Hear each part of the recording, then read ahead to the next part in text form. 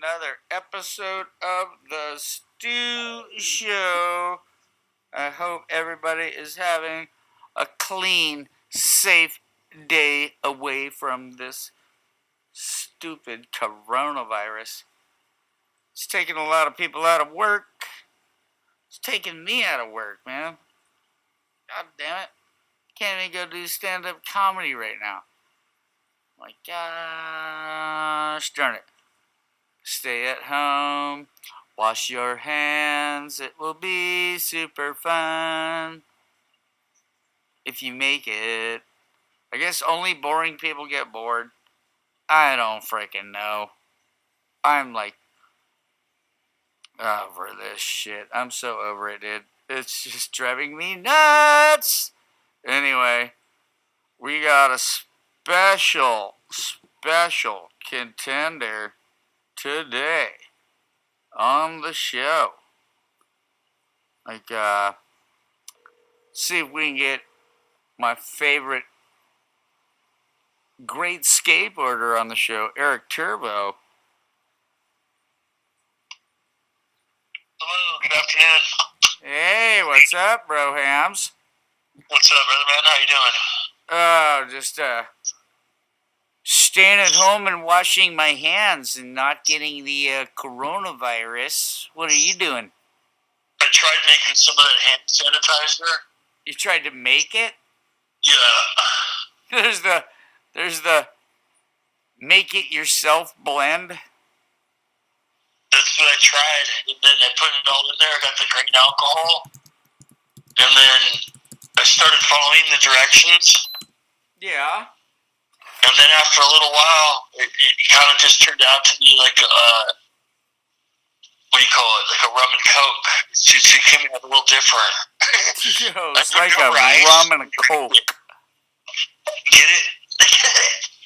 All I know is alcohol sales are 50% up right now.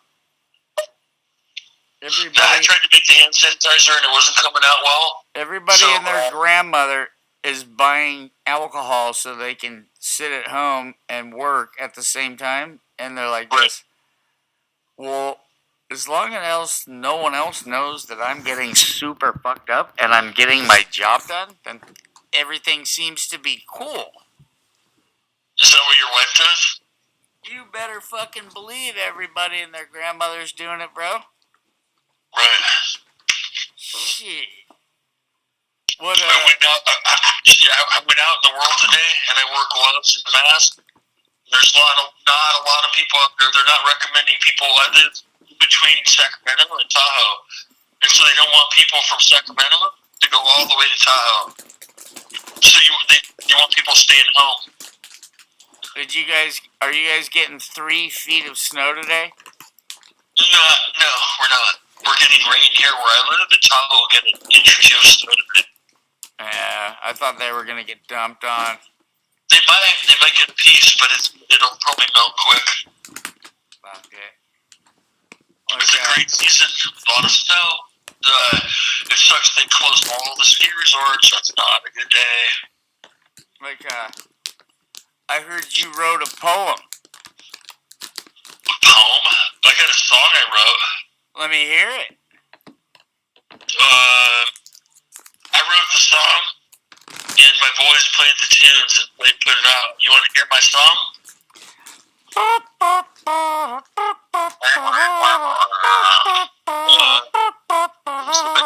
I got a trumpet.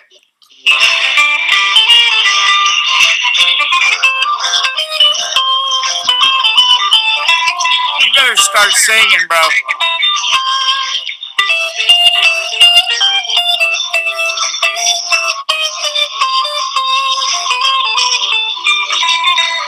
I know who I got on my mind. It's late one night in the month of June. Sonny and I were at the Lonesome Coyote store. Just thought we'd stop in and have ourselves a brew. Have a brew. The parking lot was just gravel and drive. The place looked like a real dive. But we were thirsty, and there was nothing else to do. Before we ever got inside, we heard some noise and a woman cried. So the gentlemen that we are, we decided to investigate. Well, we looked around, and to our surprise, we found a big son bitch about twice our size. Wanted to leave, but I guess it was just too late. Well, he headed my way, and I wanted to run. He said with a belt, "Is there a problem, son?" I just stood my ground, and I almost peed my pants. Well, I could tell this was a domestic dispute. In my mind, it just didn't compute. Was this any way to have a romance? I could see she wasn't much of a prize, but she didn't deserve two black eyes. She probably only weighed 100 pounds, soaking wet. So I said, "Excuse me, sir. We'd appreciate if you'd unhand her." We're about halfway through the story. Maybe pick on someone a little bit more your own size. Well, he looked around for a second or two, then he got in my face and said, "I suppose that's you." Man, I was hoping we could just say our goodbyes. Now, I pride myself on thinking fast, I'd better start and he kicked my ass. That's when Sonny snuck up behind him on all fours. With my head down, I ran to Scud. He went backwards over Sonny. On his butt, his old lady clocked him across the head with the driver's side door. Well, in her purse, she had all kinds of stuff. She pulled out a pair of leopard skin cuffs, and she quickly locked him to the bumper of his truck. She said, "Thank you, boys. Now I'll take it from here. Run along and have your beer. Me and the hubby need to discuss his change of luck." Well, we could see our work here was done. It was getting late. We gotta run. Maybe we'll live to see our children grown. We got back in the Mustang 65 before we fired her up. Put her to drive. We could hear that big son bitch howling long.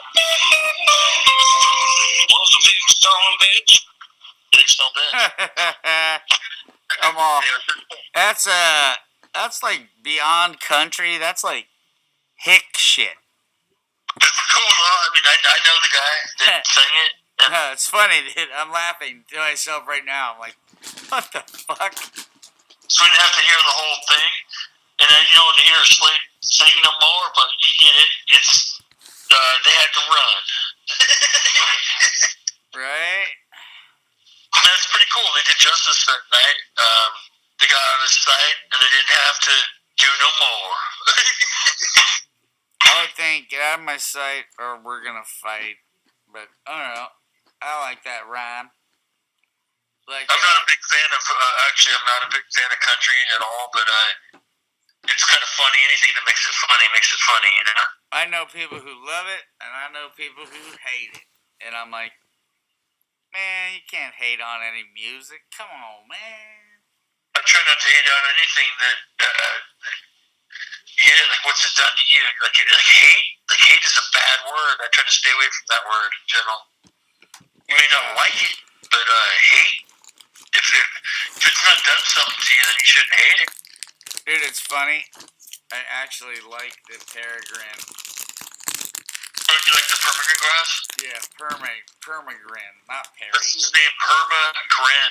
So it's like, it's sweet because it's like, he used to work for... I permanently smile all the time. What's the name of the two badass glass companies? Roar Glass? And then what's the other one? Illadelph. He used to work for Illadelph for years, Illadelph Glass. Yeah. So listeners that aren't listening, our friend Todd Permagran used to work for Illadelph Glass. So when they would build a glass piece for somebody for cannabis smoking out of glass, they would have like 3 or 4 guys working on that one piece. Well, hold on. Let's talk about like that by himself. How old were you when you started working for what's his face? What's his face? He had those wooden coins. He came to 95 Central on the Haight Street and gave me these wooden coins. We trust in... Oh, Lofty? I started... We trust in Lofty. So hold In on. Lofty we trust. So yeah, that's In different. Lofty we trust. That was the coin he gave me, and he was a It cool was different cat. because I can tell you a little bit about it. Yeah. Brian Jordan didn't really have anything to do with it originally. It was a company started by Ray Dillon, which he's out of Moraga or the East Bay, and his dad's name is. I don't care about his dad's name. Right, but he owned his dad, Ray Dillon. His name, I can think of it off the top of my head, but his dad owned the Ferrari in Walnut Creek. Okay, neat. On top of it, and then it's hard to explain, but like it's hella steep, so you're not really going to get beat that hard unless you fall. We're talking like a 50-foot drop probably onto a steep landing, but you're hucking to at the same time. Right. Off a loading dock, so you got to be on your game when you're coming off like doing a 3-6 or whatever. It's tough. I ain't a snowboarder. Like I just like to snowboard. Now it's a different ballgame. Like people are buttering off of those loading docks into court shit. Like it's totally different. Like what do you think the difference is between the 80s and right now in skateboarding? Depends on what kind of skateboarding you're talking about. Like if you're going to the Rodney Mullen, like the technical aspect of it, it's different. They've got alien skateboards now that twist and have Rodney Mullen riding them, and people that can do kickflips and then flip the top of the board simultaneously. It's absolutely insane what can be done on a skateboard, is what you call a skateboard. But vertical skateboarding, when you talk about the gods, in my opinion, like Danny Way and people like Bob Burnquist, have built things in their yard that are unbelievable and unfathomable. Like if you saw what they built 20 years ago, you're like, who's going to hit this? You're not going to bring up Tony Hawk?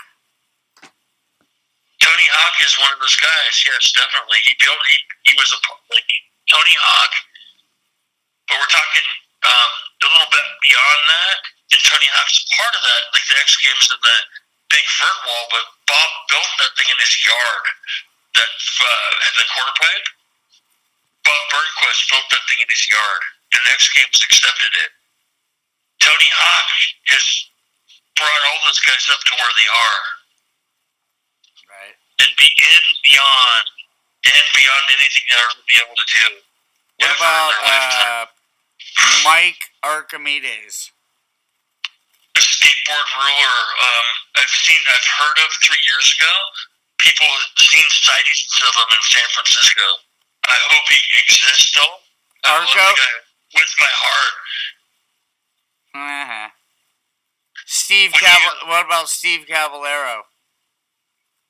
He's good friends with my friend Greg Neal, who owns Dynagro in Richmond, Oakland. And they have a 12-foot vertical skateboard ramp in there, and they have sessions every Wednesday. And Steve Cavallero sessions there once in a while. He doesn't come every session, but every once in a while there's a sighting of him. Tommy Guerrero? I don't talk to him. I'm not saying we're not friends, but I don't see him around or know much about him. But he's the owner of Deluxe Skateboard Distribution right now, and a really good guy. Like when he talks, you want to listen. Tommy what was the company he started back in the 90s? Because I know, I'm just seeing it. He didn't start any. I don't know what he started, but he became a team rider of Palin Peralta when he was very young. Of course. And that paved his way to becoming to where he is now. All right. Yeah, he's a cool cat, man. He's San Francisco local. He's a street skater. He was the first one to really bring it. So like, but he's also a pro. I know Tommy personally. The last time I dealt with him, I used to be a rider for Spitfire and Thunder, but I wasn't anymore, and I was going down to ride the warehouse skateboarding. Yeah. So I called Tommy, and I'm like, hey, Tom, can I come over and grab some stickers and a pack like I used to? And he's like, yeah, one more time, you can come over. And then when I came in, it was just like, you're a team rider again. He gave me a box and let me grab some real big sticker packs, like the dealer authorized. And how old were you then? Not that long ago. We're talking like 8, 9 years ago. It was still when the Vans Park was at the big mall in Milpitas. Right. Which is not there anymore. But I'm pretty sure Tommy Guerrero owns Deluxe, and he's doing very well, and I'm good for him. What about, like, just asking, You're asking, I'm answering. No, I'm saying, you know Hero? Hero Skateboards is different. No, I'm saying, you know of them? Talk to me. I mean, explain it to me. I'm saying, you know who the company is, right? Sorta. I don't know what Hero is, to be honest with you. I have no idea what you're talking about. It's just an awesome another company that makes boards for people to go skating. Well, who's the guy that puts it out? I don't know the names. But like I just bought a board online. It's Creature, and it's hella wide for me. Mm-hmm. And it fits my foot right. And then I love my friend Shrugi because he's sponsored me for years for Spitfire. And everybody knows Shrugi, but Ace's Trucks is my friend Shrugi's truck company. Yeah. So I'm throwing some Ace's Trucks on the Creature, which I already got it on.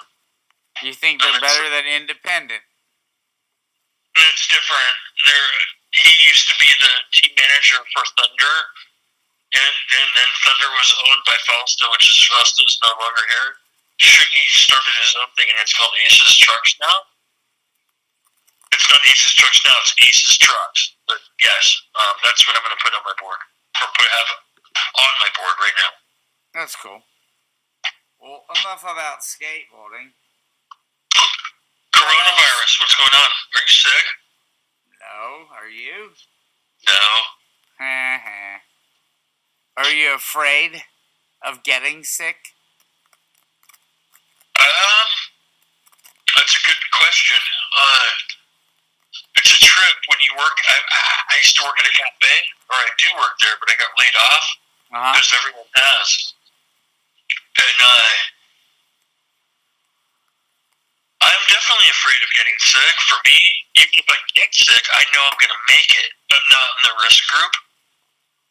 It's a real devastation for not our community, the world right now. We're going to have a hard time recovering from this. 9/11 happened, where the bombs, the planes hit the building, blah, blah, blah. We all know the story. Devastating. And then that's when the Patriot Act got involved, and so it took a lot of rights got stripped from us, as you know. Right. And this is a different ball game now. The world is never gonna be. We're never gonna recover, and it's hard to explain. I'm not trying to make a parallel between 9/11 and now. You're never gonna parallel this. We're in a whole different thing this is what was talked about 20 or 30 years ago, and it's happening now to us. It's a discovery in a way, but it's, you want to hear my real opinion? Yeah. Well, how do you make lemonade out of lemons? Yeah, I'm not sure if you're going to make lemonade out of this one. Ask me one more question, and then I'll go back to the first one. And then I'm going to twist it on you. How do you plan on surviving the next year? Okay, that's a great question. I'm going to flip it forward, and then I'm going to flip it back to exactly what you asked. How do you plan on surviving forward? Do you mind if I flip it back and give you some background on what's happening right now? Hit me up. Okay, listen. Okay. 10 years ago, a decade ago, people that are retiring from the Navy, 2 decades ago, when people retired from the Navy, most of the people that retired from the Navy, they retired to Florida. You hear me? I'm listening. A lot of old people retired to Florida, just to let you know. From the Navy, if you're retiring from the Navy, people that are retiring from the Navy, they stopped retiring at sea level. They started retiring to the people that are retiring, they're going more towards the Ozarks. Keep going. Do you know where the Ozarks are? Keep going. It's 1,500-foot elevation.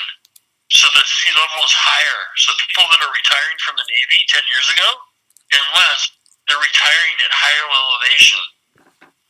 So that tells me that sea level is going to rise. And then right now, with this thing that's happening, in my opinion, this is a diversion to environmental issues that they're not willing to approach. The fact that the polar cap is melting rapidly, okay? And when you melt the polar cap into alkaline, the ocean has unique capability because it has salt in it, and it has the moon as well, which the moon is the magnet, and the salt is the motor. So when you pull the moon away, or draw it away, or turn it around, that's the magnet. And when you have salt in it, that's the current for the ocean. It's called the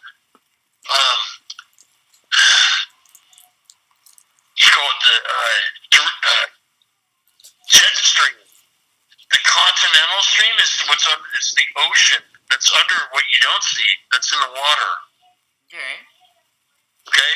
So when you put more water into the salt, then you have less alkaline. So you have less, which leads to jet stream. Less jet stream. So when you fly, do your research.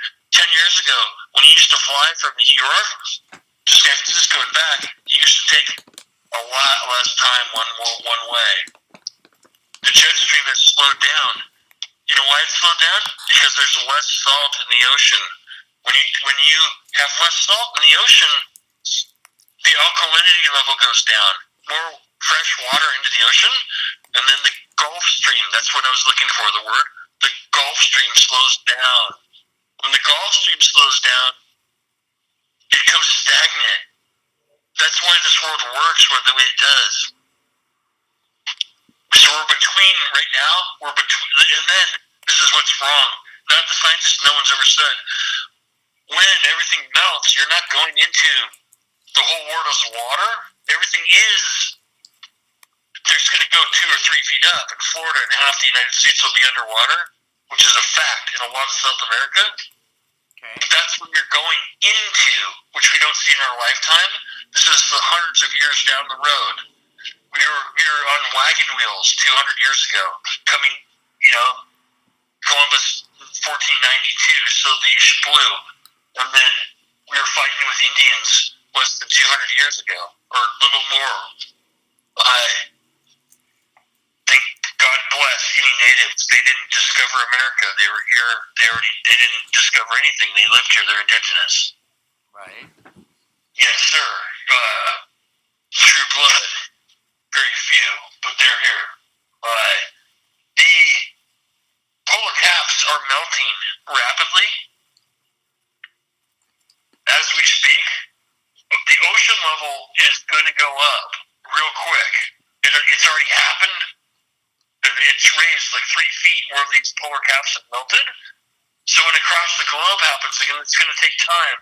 But when this time happens, it's going to happen quick. It's going to happen in the next 2, 3, or 4 years. The ocean level is going to come up to where you're going to see half of Florida underwater within the next, I'm not going to make a prediction, but within the next 4 or 5 years, you're going to have there's going to be some differences made. And then when these differences are made, there's going to be people with a lot of money that got to move. And it doesn't matter how much money you got or where you're at. There's going to be poverty that has to move, and there's going to be money that's got to move. So what they're creating right now, it's different. You got 9/11, which was the Patriot Act. This is creating something where they can create something more towards it's called martial law. So it's much easier when you bring this virus in. Like everyone gets sick. If it's a free country, let us all go get sick. This is different. It's spreading fast and it's smart. Okay, let's stay home. And the scientists are smart. They can create something that could be 10 times worse than this. We're doing the right thing right now. Okay? I'm not denying anything from the scientists. Staying home is what you want to do. This is the smartest idea. They have already got waxed like make something the whole worse. For me, the whole stay-at-home thing, I want this. I want to go outside and get some air and some sun and just stay away from me, man. There's nothing wrong with that.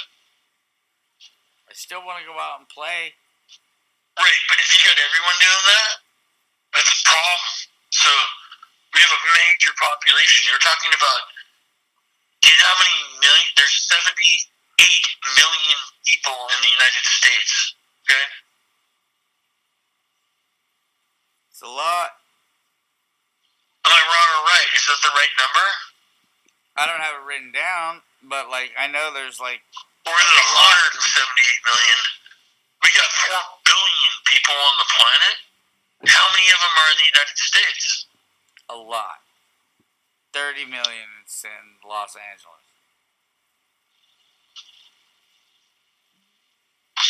This fire, let me explain to you where it's going. Right now, the southern hemisphere is about to get their winter.